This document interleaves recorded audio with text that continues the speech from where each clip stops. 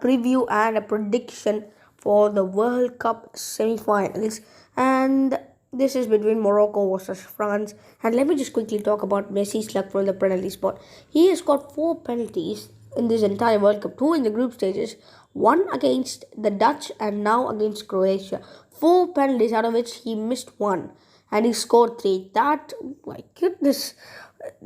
I mean, like, Messi's luck from the spot has been impressive. I mean, like, he's now overtaken Olivier Giroud with 3 goals from the spot and one beauty. That beauty against, who was it? I think it was, yeah, Mexico. Sorry, Mexico.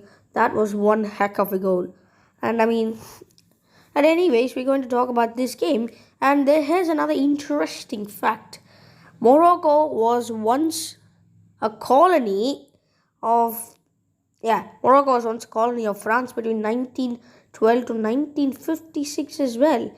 And I think the key player for France now has to be Antoine Griezmann, because of course is it going to be Hakimi? I think they're going to deploy Hakimi wherever Mbappe starts, whether it be the right wing or left wing, because Hakimi needs to be there, because Hakimi is Mbappe's team and he should be even put out of position. If you ask me, if Mbappe starts on the right, he should be put on the left back position or wherever to contain Mbappe. If they nullify Mbappe, they need to look at someone like Antoine Griezmann, because Olivier Giroud can't score goals on his own. But when he's given the assist, or when he's given a chance, when he's given that half chance, he pounces on, just like what he did against England. That game promises to be a mouthwatering clash. But first, Morocco have to contain Kylian Mbappe, and they should not only think about Kylian Mbappe, because you saw what happened in the England game. Kyle Walker absolutely nullified Kylian Mbappe's impact. Although he had 1 or 2 dribbles, he was not seen in the entire game. But it was Antoine Griezmann who stole the show with 2 assists. So that is where teams should not just focus on Kylian Mbappe alone. They should focus on the rest of the attackers as well.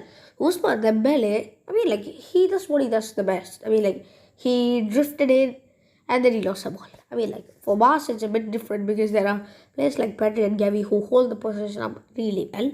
But let's not talk about that. Ousmane Dembele seemed a bit dodgy in the last game, but it was Antoine Griezmann along with Aurelien Tchouameni. What a strike was that, though? Aurelien Tchouameni. Things could have been very different, though, if Harry Kane had scored that penalty. But the North African nation have been a surprise package, beating the Iberian nations, Spain and Portugal. And Walid Regragui only joined in August, and there are like it's like not even 100 days, I think, since he joined. Now the World Cup dream is all the fans across the Arab world are hoping for it as well, and they got me rooting for them as well. Who does not love an underdog win? But anyways, as the first African nation to reach the semi-finals of the World Cup, Asaidin Orahi, again, he's an important part of midfield creativity. Sofian Amrabat just looks like the 28 N'Golo Conte, where no one could just go past them.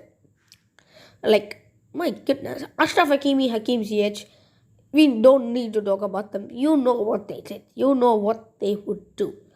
And there is also support. I mean, like, it just looks like a home tournament. Iron is that Morocco have been hoping to host the World Cup tournament for a long time. But happening in the Middle East, there are Arab fans who turn up to support Morocco. That has been wonderful. Again, I'm telling, Morocco should not only focus on Kylian Mbappe. I think Walid Regragui also told the same thing as well. They should not only focus on Mbappe. They need to look at other players as well, especially Antoine Griezmann. He could be a very big threat, especially the way he played against England.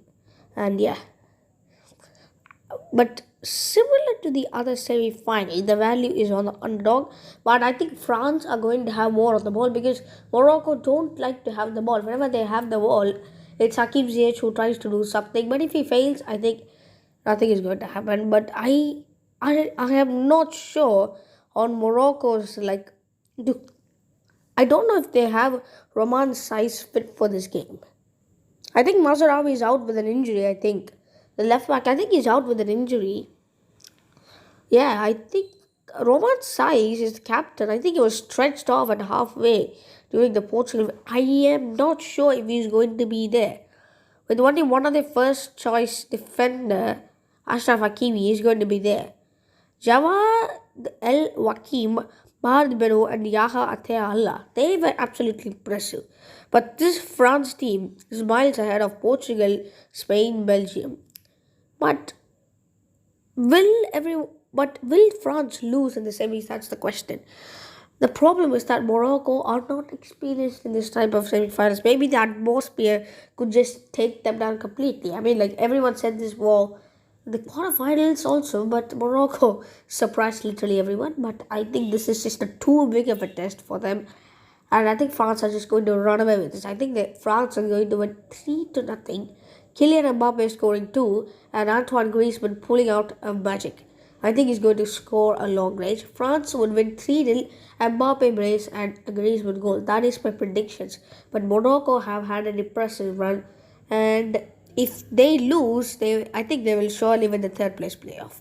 That would be a historic achievement for the country in itself. So again, thanks for watching this video. And who do you think will win this game and the final as well?